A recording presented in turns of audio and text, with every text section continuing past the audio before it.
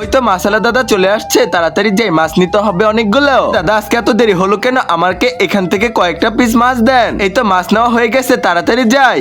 আম্মু আবার কতগুলো মাছ নিছে, এগুলো দেখতে মন চায় না আমার, চলে যাই এখান থেকে। তো আম্মু কি করে, রাজু এগুলো দিয়ে সুন্দর রেসিপি বানাবো। রাজু এরকম করলো কেন? রাজু নাকি খায় না? তো ভালো হয়েছে, তাড়াতাড়ি যাই, আজকে এগুলো দিয়ে আরো মজার রেসিপি তৈরি করবো। আগে সুন্দর করে কেঁচা কেঁচা দিয়ে নিছি, এখন তেঁতুলের টক দিয়ে সুন্দর করে এগুলো মিক্স করে নিতে হবে। তো হলুদ মরিচ দেওয়া শেষ হয়ে গেছে, এখন তাড়াতাড়ি এটা এখানে বসায় দেই। দুই তিনটা পাতা লাগবে, এই পাতার উপরে সুন্দর করে দিয়ে দিব।